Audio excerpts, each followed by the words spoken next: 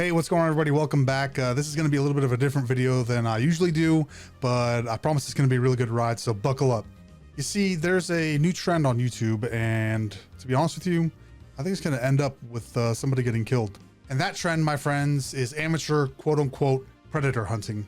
You see, lots of people are trying to capitalize on the sensation that was the show To Catch a Predator, hosted by Chris Hansen. For the uninitiated, To Catch a Predator was a show that set up undercover sting operations to catch potential child molesters, setting up decoys to pose as underage children on social media sites and apps, and ultimately confronting them in person. And what happened with To Catch a Predator? Well, they caught an assistant district attorney in Murphy, Texas, and when he didn't show up to the sting, they went to his house, where the man they were pursuing actually shot and killed himself. Since police suspect he's inside, refusing to answer the door, the Tyrrell police call for backup. Then we hear a faint crack. The officers force their way in. And Lieutenant Adina Barber of the Murphy Police Department comes out and tells us what happened. As they made entry, they confronted the suspect. I believe he was in the hallway, and he told them he wasn't going to hurt them, and then shot himself in the head. And he had a pistol in his hand. Small caliber. I'm being totally serious, by the way. I'm not making any of this up, and South Park actually even mentioned this incident in an episode that they had. You know, one time I was doing a show called To Catch a Predator. We almost caught this pedophile, but then he ran from us because he didn't want to be on Dateline. So we tracked him down to his house. And you know what he did? He shot himself. And the aftermath of that incident would actually lead to the show getting canceled, but of course, fans were left with a taste for more. And this is where all the predator hunting YouTubers come in. Some channels like Anxiety War or people like Justin Payne are more forthcoming about the reasonings behind confronting these people. But there's some that, you know, something ain't right. And this is the part where the story of EDP445 comes in. A really well-known YouTuber with a fairly large channel and following. And he gets caught by a collaborative effort of two quote-unquote predator hunters. Those predator hunters were actually CC Unit and predator poachers. Now, Ghost, the lead from CC Unit, he keeps things mostly civil. And the other, Alex, aka Chet, aka Predator Poachers, he tries to drop in clever lines and insults, which in my mind completely ruin any sort of professional discourse that could have been had. I'd seen Predator Poachers around before. I'd seen their channels before each of them got banned. And to be honest with you, I never really liked his personality. Or the 13-year-old? No, I was on a blocker.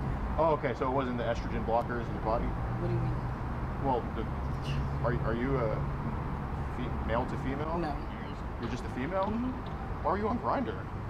What's with the stubble right here? What's that?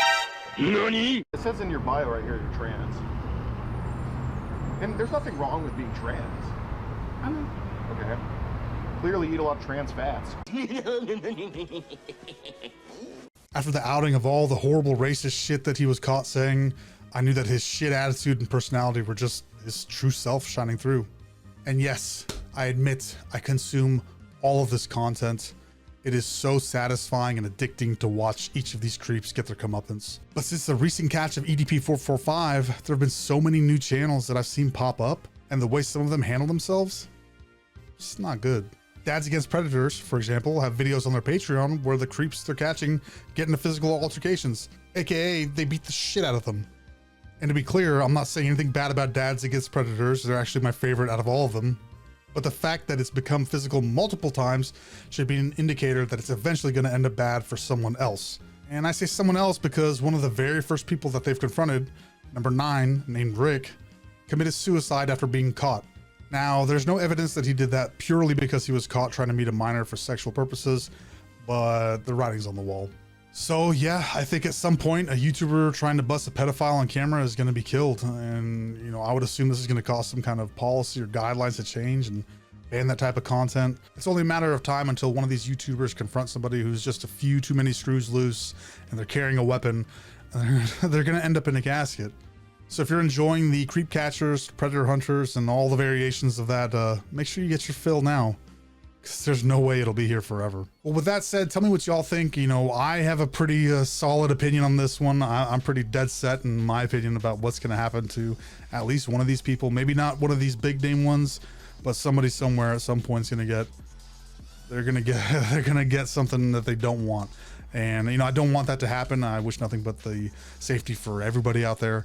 But it's a gnawing feeling in the back of my head that someone's going to get hurt really badly and they're not going to be able to recover from that. But like I said, you know, tell me what you guys think. You know, what do you guys think about this whole situation? Would love to hear your comments and all that. Make sure you hit the like button and subscribe if you like this video. I'd like to do some more types of videos like this. A little more fun, a little more creative for me.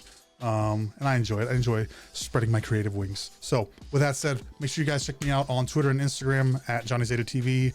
And thank you to everybody on Patreon. I appreciate y'all's support so much. If you want to check out my Patreon, link is down in the description below. And that's it for me. See you on the next one. Love y'all. Bye.